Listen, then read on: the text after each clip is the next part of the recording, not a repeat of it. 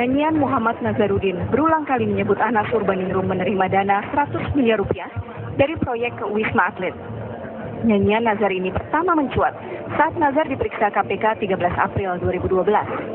Anas disebut menerima uang melalui pengusaha Mahfud Suroso.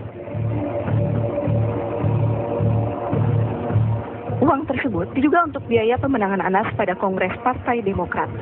Bahkan, Nazarudin juga mengaku turut membagikan uang ke beberapa pengurus cabang saat Kongres berlangsung. Ditanya soal tentang peran Anas di mengatur soal keuangan Kongres, sudah saya jelaskan. Perannya Anas di proyek PLTS sudah saya jelaskan.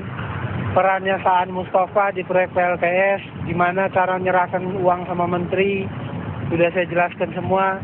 Yang penting bahannya semua ada di KPK. Peran Anas gimana supaya sesuatu PT yang proyek PLTS itu dimenangkan. Jadi sebelum proyek itu dimenangkan, pertemuannya gimana, terus instruksi dari menteri ke dirjen gimana, terus ke PPK-nya gimana, semua ada dijelaskan. Peran Anas tentang Anas memerintahkan Saan Mustafa menyerahkan uang ke menteri, semua ada diserahkan seperti itu. Berhenti di situ? Tidak.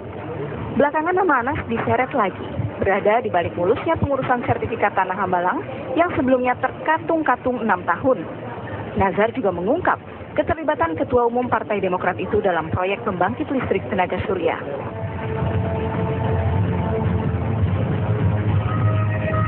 Tentu saja, Anas menampik segala tudingan itu.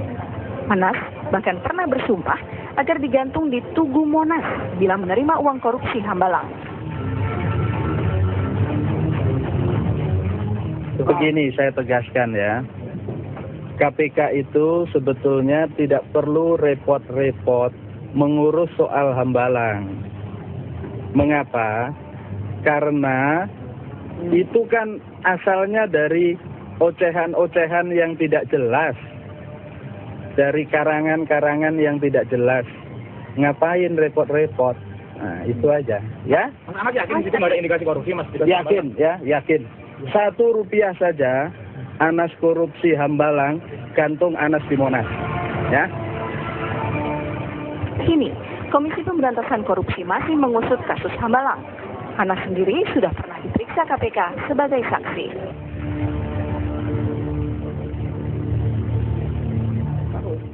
Ya, kita sudah mulai lagi. Dikoreksi, kemarin berarti ya Bang ya, Yap. Nazarudin menyerahkan bukti-bukti. Tadi pertanyaan saya adalah, ingin sedikit cerita dari Abang mengenai yang nama-nama yang tertera di STNK, di BPKB, itu kemudian ditanda bukti pembelian, itu nama-nama Anas semua kah?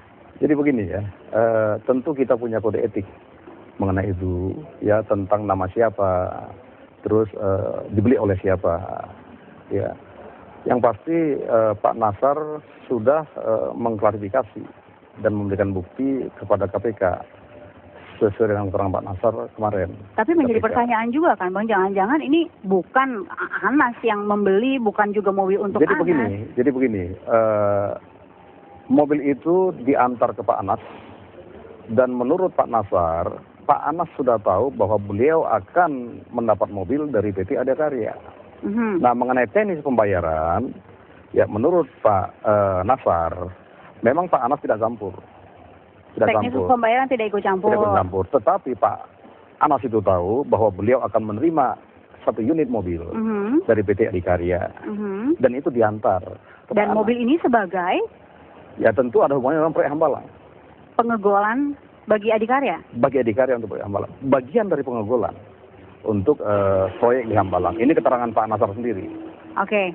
Sekarang, apakah mobil itu diterima oleh Pak Anas Urbaningrum? Tentu diterima. Abang melihat, Nazarudin melihat? Menurut Pak Nasar, mobil itu sempat dipakai oleh Pak Anas. Dan menurut Pak Nasar juga, mobil itu sempat mereka pakai bersama juga. Bersama-sama. Memakai juga bersama-sama. 1 kali pada waktu itu. Baik, hanya 1 kali. Bukan Pak Anas membeli dari uang sendiri? Bukan. Jadi menurut Pak Nasar, teknis pembayaran bukan menjadi urusan Pak Anas. Yang pasti Pak Anas tahu bahwa beliau akan diberikan mobil oleh PT Adikarya, ya, dan mobil itu akhirnya sudah diantar ke Pak Anas. Nah, kemudian apa yang bisa berbicara dari tanda bukti pembelian ini?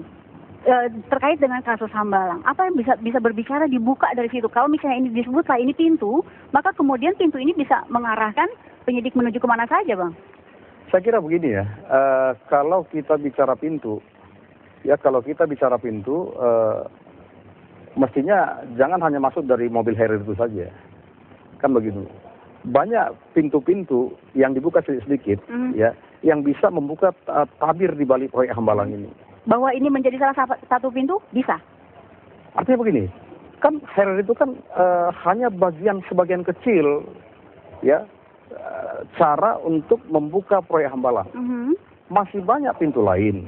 Contoh misalnya, seperti kita ketahui ada hasil audit dari BPK. Di sana kan jelas, ya, disebutkan bahwa temuan BPK ada 63M kepada Duta Citra Laras. Yang kita ketahui bahwa pemegang saham terbesar di PT tersebut adalah Ibu Atiyah, ya, yang istri dari Pak Anas Urbaningrum.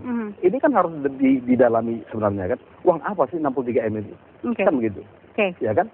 Nah, kita mengetahui bahwa BPK akan mengadakan audit investigasi yang kedua mendalami aliran itu.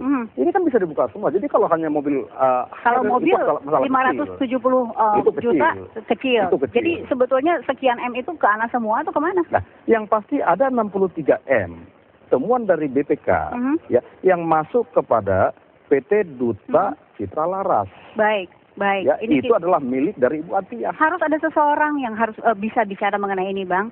Kita tidak hanya berdua, ada Bang Firman dan juga ada Mas Tama S. Langkun. Kita akan bincang soal ini, kita gabung ke sana ya.